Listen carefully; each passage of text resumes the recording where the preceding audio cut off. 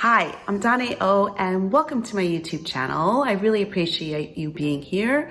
In this video, we are continuing our conversation about race, and we're actually having a little bit of a debate about whether or not someone should speak up in those challenging and uncomfortable situations when they don't like what's happening. But if you're someone who's struggling with speaking up, we get it. It's really, really hard. And this is totally the video for you. We give you ideas and things that you could do instead of speaking up if you're challenged by that. And while you're here, if you could please hit subscribe, share, and like, and the little bell so you know when the next video comes up. I would really appreciate it. And comment below. Let me know what your thoughts are. I would love to hear them. Thank you so much, and see you soon.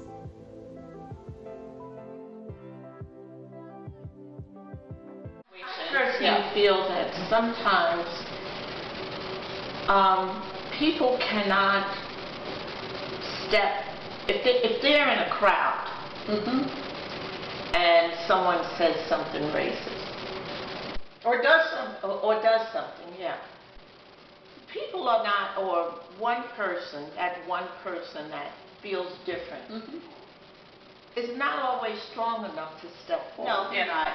And wherein in here they might come back and say to you or me, you know, I was at a party and somebody said such thing, and they have no, and say, I didn't say anything and I really feel bad, I really feel maybe I should, but I didn't.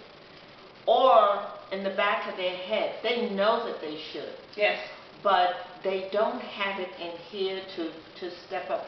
Everybody is not strong enough to step up amongst a crowd or amongst other people, right, and say exactly how they feel. And part of it is this history of how white people have been treated. I mean, you can go back and during times of slavery, Jim Crow, etc., any white person who actually stepped up to say something or to help a black person, they were ostracized and oftentimes punished more than the black person because they did. So that what it is about crowd control. So that's about setting a culture. And so historically it's still there. And even in the workplace, even in the street, etc., we purposely don't have a way in which we teach people how to speak up. We talk about this, see something, say something. Wait a minute, I can say something and I know that I'm going to get pounced on. I guess my challenge with that sometimes is that I think we do have a choice sometimes of what kind of environment, or do we? I don't know. Do we have a choice? Do we not have a choice of what kind of environment we choose to be in? And if we know that we are in an environment where people are racist towards others silently, can we be strong enough to step away and choose a different environment? And maybe, not everyone is. So hold that point. Hold that point right there. And here, shift the question to this. If they make the choice that they step away and go to another employer, they haven't solved the problem. That's true. They've solved it for themselves, but they've left that racism intact. And no one knows why they left, because we don't tell people why we left.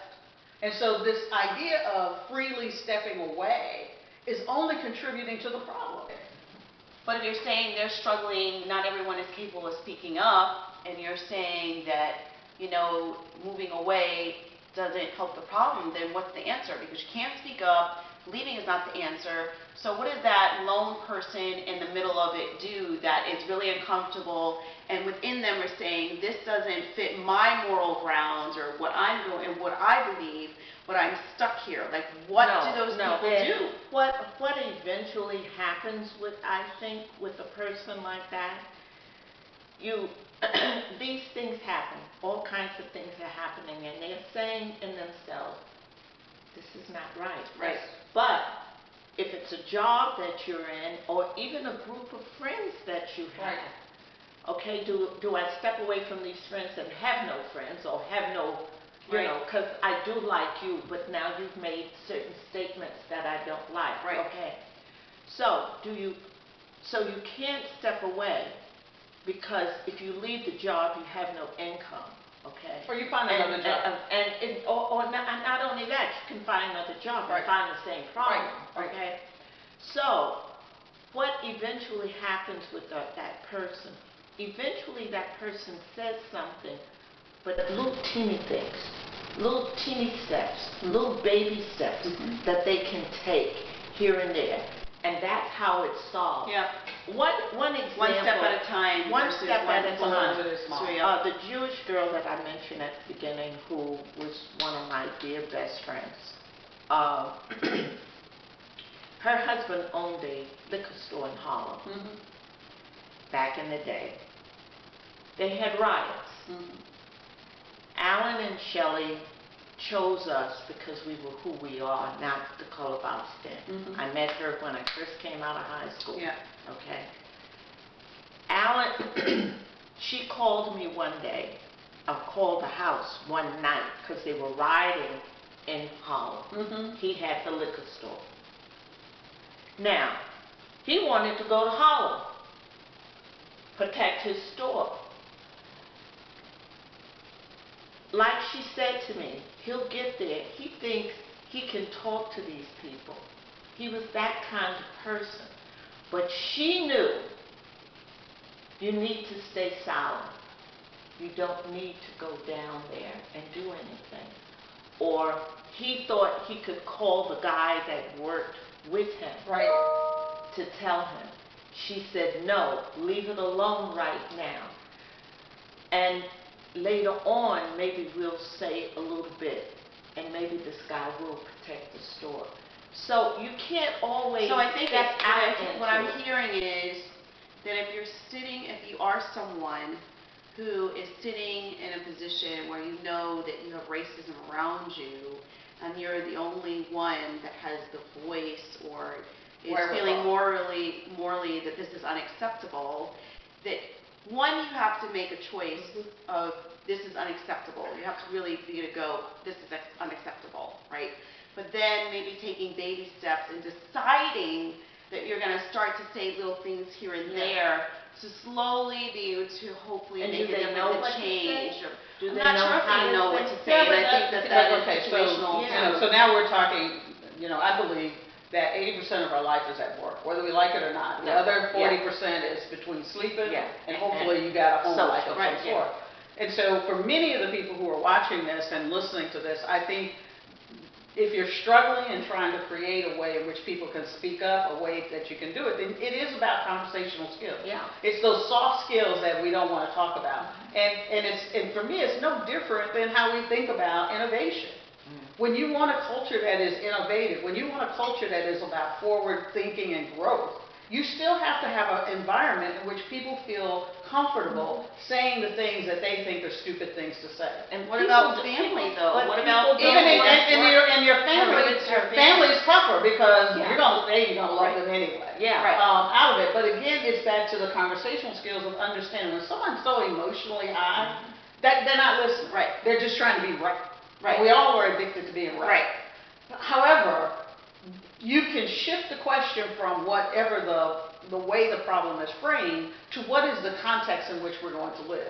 And it really is about saying morally, how do I help? How do we create a place where I balance my individual rights with the fact that I have to be my brother's keeper. Because if we take down each other individually, then we take down everyone. And that's the conversation that we don't want to have, or we're not skilled to have, because we get caught up in the fear of if I open my mouth, and it's across races, it's across sex, it's across gender choices. That should be very clear, because I think, Black people right now are afraid to say something, but I think also there are allies that are also afraid to say something, and people that maybe never had said anything before are starting to change their ideas and their mindsets and feeling the pressure of the fear of what can I do or how can I change or what can I say. Why do we have to say it? Why can't we just act? Okay. You got that? Some people can't express themselves. Verbally. You're right. Just do little things here and there. Like the woman who asked me have I ever been racially profiled? Mhm. And I had to talk to her. And that was her way of trying to make the first step. Yep. You have to And then recognize you that. just do little things here and there, and then you're more comfortable. Some people are more comfortable. And some people can, like, I'm not a demonstrator. I don't Right. like crowds, period. I don't either. So Now I know where I got it from. Yeah. I got it That's what I'm honestly. saying. I did do the March on Washington. Yeah. I did it with Lee because I did not, and she was white. Mhm. I did not want to go down, and I was in D.C., and I didn't want to go down there by myself with all those people. And Lee she was that We kind of gotta be person. there, Yeah. And so she went down, we drove down, but I didn't get into the mix. Mhm. I'm not that kind of person. Mhm. I don't, New Year's Eve, I'm not in the crowd. Mhm. Me So neither. I definitely was not down there at doing that. So, because I'm not a demonstrator with everything that was going, I would have never been there. No. Okay? But I'll do little things here and there, and maybe even speak to some of my white friends Mhm. and say little things here and there, and they'll say, oh, I never thought about that, and change their way of thinking. That's Right. my way of handling it. Right. And that's all I So can do. basically, you have to find your own way You and have your to own voice find and your your- way. You yeah. have to figure out what can you do to make a difference. But I That's will where the choosing your friends from here, not from here, but from here, Right. comes from. Yeah. Okay? Again, Because similar. because they might speak to you Right. and tell you their deep down Right. feelings, but their white friends, they're not comfortable That's with it. exactly They right. don't know Right. how to do that. Right. So that's. And that is it. so true. Because I own my business now, part of owning the business is you're out here networking, et cetera. And I have a really, really good white friend who was on this call, or we were in this nationwide women's group led by this white woman who she was on the team in terms of marketing because that's what her specialty is.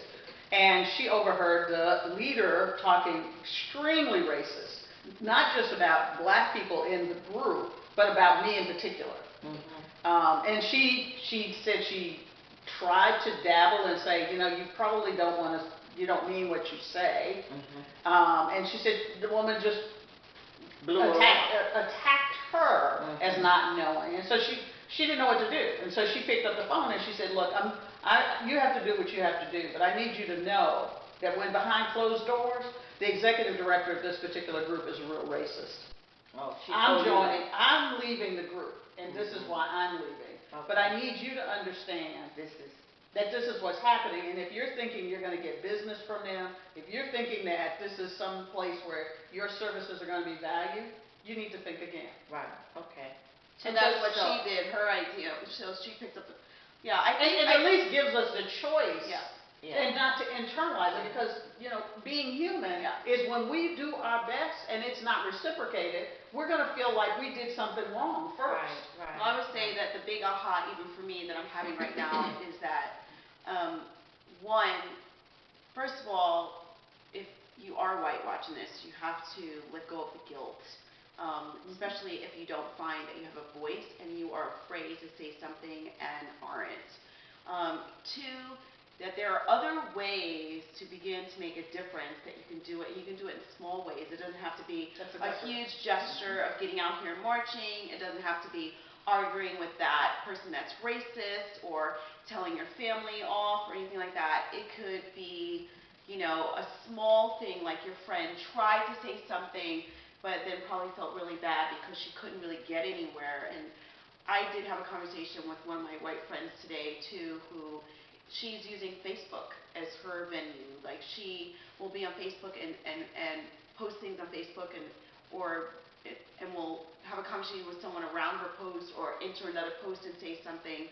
And her outlet is having the conversations that way with people, helping them change their mind.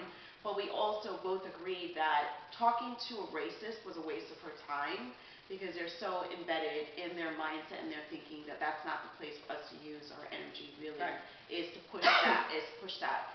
And if somebody's family is racist, I think that it's just in the little things that we do, and I think you have to really think about how you're living the rest of your life and spending the rest of your time separate from your family, and really getting clear of that for you, of how you're going to move through the world separate from your family. And that doesn't mean leaving your family or denouncing your family. It just means what else are you going to do in the little things, that how you move through the world, as far as making a difference and making a change. Yeah, and I think it's a tough position because, Yes. you know, everyone, if you're human, you're multifaceted. Yeah. You're not all good, you're not all bad. No. No one wakes up in the morning and say, I'm going to be a jerk or I'm going to be a butthole. We just don't. We make mistakes based on where we come from, how we process things, and whether we feel like we're safe or we're not safe. And so sometimes you have to be with people and work with people who are very different than you and trigger you in ways that you're not always conscious about. So the first part is you have to get clear about what's triggering you, because sometimes they're just ignorant, period. And it has nothing to do with being racist. They're just ignorant, period.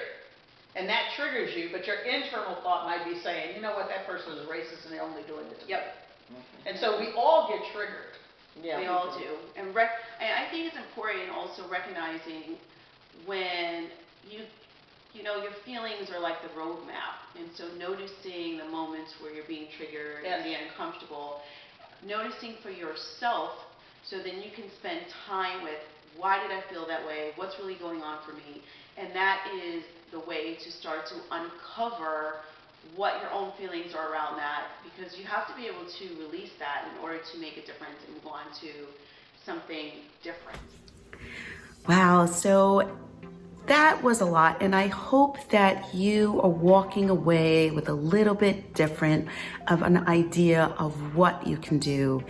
This was the ending of this series with Denise Cooper and my mom, and I really hope that you enjoy it. And you know, if you're someone who can't speak up, I hope that you learned a thing or two. And if you're someone who is surrounded by people that are racist, like, we get it. We really, really do understand. And I hope that you're walking away with a little bit of a different perspective. And I hope that you found it helpful. Please hit the subscribe button, the share, and the like. It really helps me out. And I really appreciate you. And I hope that you look forward to more videos. And I hope that you'll join me here. I hope you have a fantastic day. Thank you so much. Bye.